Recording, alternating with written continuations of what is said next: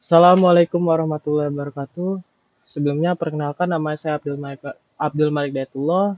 Saya dari Universitas Yatsi Madani.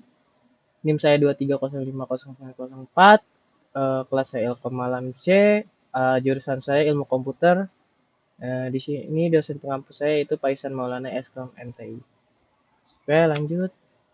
Di sini saya akan mempresentasikan tentang use case di mata kuliah desain dan pemrograman berorientasi objek. Oke, langsung saja. Yang pertama, ada use case. Use case adalah deskripsi terstruktur mengenai bagaimana pengguna atau sistem berinteraksi sistem lainnya untuk mencapai suatu tujuan tertentu. Nah, di sini ada contohnya nih. Ini adalah contoh diagram use case. Jadi, gimana pengguna ini atau visitor ini bisa berinteraksi dengan admin ini. Gimana caranya dia? Ini ada ini ya. Oke, lanjut.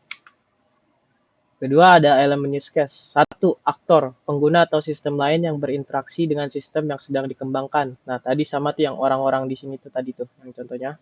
Kedua, tujuan. Apa yang ingin dicapai oleh aktor melalui interaksi dengan sistem. Nah, jadi use case ini tujuannya apa sih yang ingin dicapai oleh aktor? Contohnya tadi kayak misalnya di bank nih. Kalian aktornya berarti misalnya di ATM kalian bisa mengambil uang, tujuannya untuk mengambil uang. Nah, di situ nanti dijelaskan cara-caranya gimana gitu. Lanjut, ada alur dasar, langkah-langkah utama yang diikuti untuk mencapai tujuan tersebut. Nah, langkah-langkah ini gimana sih cara kalian mengambilnya atau ada yang harus dijalani terlebih dahulu? Contohnya kayak misalnya kalian ngambil uang di ATM, yang misalkan kalian pertama harus masukkan kartu, kedua masukkan PIN, ketiga pilih-pilih-pilih terus lanjut sampai uangnya keluar gitu. Terus empat, alur alternatif, kondisi atau pengecualian yang mungkin terjadi selama eksekusi alur dasar. Jadi ini tuh kayak kayak kalau di pemrograman tuh kayak if else. Kalau misalnya ini nggak bisa, maka ke sini gitu. Lanjut. Selanjutnya ada karakteristik utama use case. Yang pertama, use case adalah interaksi dialog antara sistem dan aktor, termasuk pertukaran pesan dan tindakan yang dilakukan oleh sistem. Use case diprakarsai oleh aktor dan mungkin melibatkan peran aktor lain.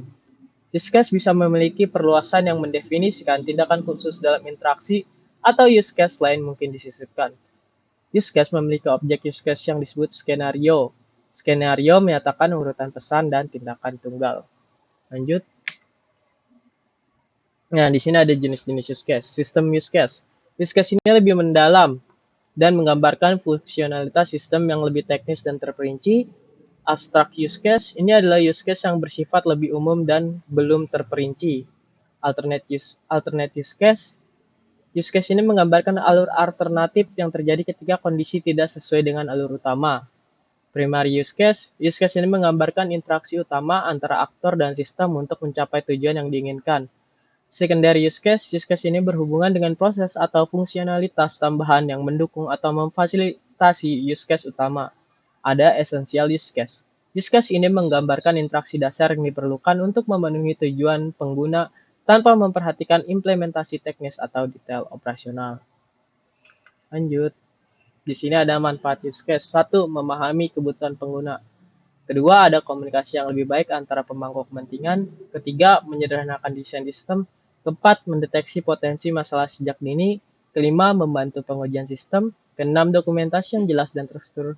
7, memperjelas alur proses bisnis. 8, pengelolaan proyek yang lebih baik.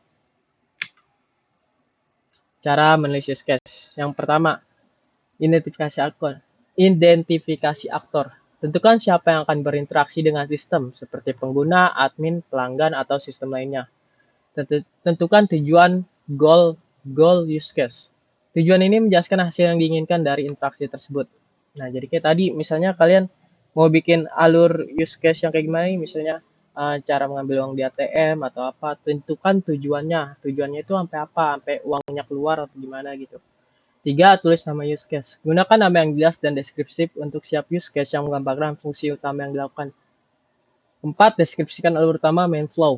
Alur utama menggambarkan langkah-langkah yang terjadi ketika tidak ada gangguan atau pengecualian. Deskripsi setiap langkah dengan urutan yang jelas dan rinci. Udah jelas lah. Deskripsikan alur alternatif, sama kayak tadi, alur alternatif menggambarkan bagaimana sistem menangani pengecualian atau kondisi yang berbeda dari alur utama. If else, kayak gitu. 6. Deskripsikan precondition and post-condition. Precondition adalah kondisi yang harus dipenuhi sebelum use case dimulai. Post-condition adalah kondisi yang harus tercapai setelah use case selesai. 7. Tulis flow events dengan format yang jelas. Gunakan format terstruktur seperti berikut untuk menulis alur. Pertama, alur utama, alur alternatif, precondition, dan postcondition. 8. Tambahan ekstensi dan variasi, ini opsional ya. Langkah-langkah tambahan yang dapat memperkaya interaksi atau memperjelas pilihan dalam alur alternatif. Oke, kesimpulan. Use case adalah alat penting dalam pengembangan sistem yang membantu memahami kebutuhan pengguna dan merancang solusi yang tepat.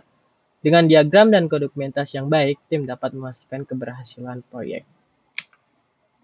Oke, cukup segitu dari saya. Abdul Malik Hidayatullah, kurang lebihnya mohon maaf.